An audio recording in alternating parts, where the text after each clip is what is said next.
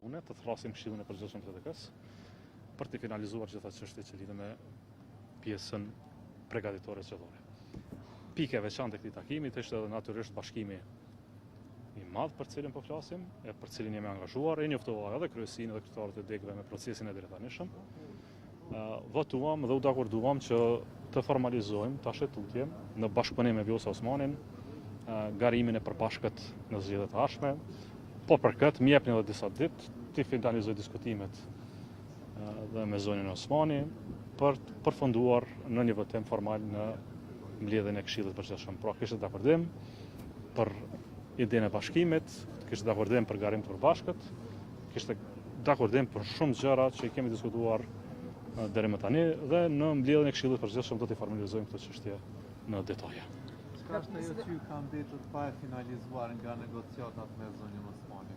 Me siguri një kafe shkurt, miqësore, për të bërë përgatitjet bazike, formale, teknike.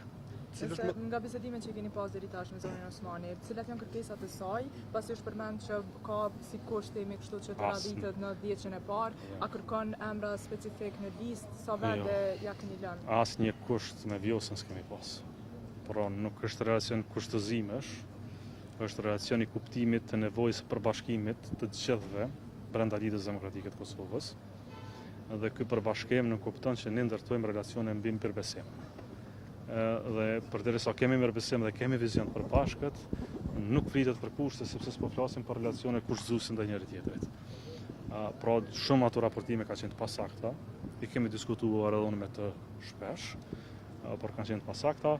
Tani kemi vullnetin e LDK-s për të finalizuar këtë marrëveshje dhe për të finalizuar një listë përbashkët. Besoj më jepni pak kohë që ta finalizojmë zyrtarisht, sepse kjo është vetëm çështje e Lidhjes Demokratike të Kosovës, duhen dy për një marrëveshje. Do të lironi pozitën e parë ose bërë se listës me qenë Vjosa Osmani? Pa asnjë problem. Jo, kjo çështje është për mua.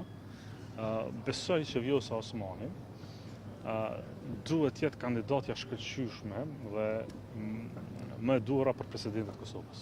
Besoj që populli i Kosovës e dëshiron një gjë të tillë dhe jam i gatshëm që bashkë me kolegët tonë dhe me Lidhjen Demokratike të Kosovës t'ia mundsojmë vetes, popullit të Kosovës, Republikës Kosovës një kandidaturë të tillë.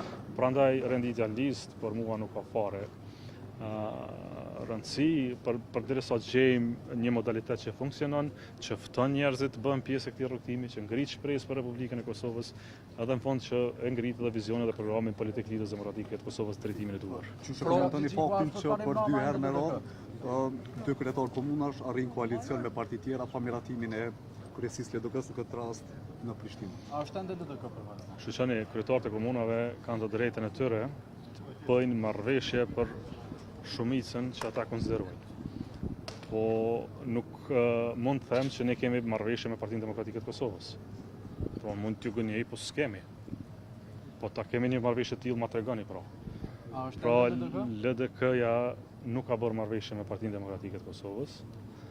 E kam komunikuar edhe me Betri Hamzën këtë çështje. Ne kemi thonë, kemi marrëveshje, thamë jo s'kemi marrëveshje. Në rregull, me qenë se s'kemi marrëveshje me LDK dhe PDK, unë du të qartësoj për publikun, sepse mediat po pyesin që ka marrëveshje të tillë, se ne s'kemi. Pra, ato janë marrëveshje të kryetarit komunës me parti tjera politike, por LDK me PDK nuk ka një marrëveshje të tillë. Por a është ende LDK, zoti Përparim Rama? Përparim Rama ka qenë kandidat i pavarur brenda listës së LDK-s, ai vazhdon të jetë kryetari i komunës dhe LDK-ja me çdo forcë të vetën, aq sa mundet, dhe asë që e kryot hapësirë, do të kontribuojnë realizimin e programit fitues të LDK-s në Prishtinë. Mos harroni, ne kemi marrë mbështetje qytetare për këtë punë, jemi të interesuar të ndihmojmë Prishtinën, por nëse ju më pyesni, a kemi marrëveshje me PDK-n, nuk ka një marrëveshje të tillë dhe s'ka pas diskutime për bashkëqeverisje me PDK-n. Por janë marrëveshje të kryetarit komunës me parti tjera që i bën të tjerët. Por LDK-ja nuk ka një marrëveshje të tillë. Për bashkëpunim me Vjosa Osmanin, a ka pas kundërshtime brenda LDK-s, sepse është thënë që ka disa zëra. Ja, s'ka zë, ka qenë atmosferë shkëlqyeshme, ka qenë mirëbesimi i mirë, atmosferë e mirë e përbashkimit. Kjo është fokusi jonë, ta kemi qartë. Por LDK-ja edhe për ju dhe për të tjerët, ta kuptoni se nuk mirret me çështje lokale në këtë fazë, kemi 30 e pak ditë para fushatës, vizionin e madh e kemi te gara ardhshme nacionale, te një listë fituese.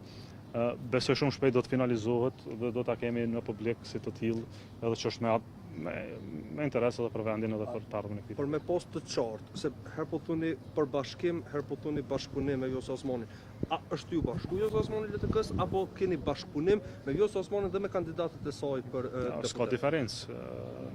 Jo, Një listë ndarë A ko me qenë antore e LDK-s apo ko me qenë si antore, bashkëpunim? dhe antore e LDK-s mund të antarësohen, mund të antarësosh edhe ti si antore e LDK-s sot. Mund të antërsohet çdo qytetar, po pres për bashkëpunimin e juaj.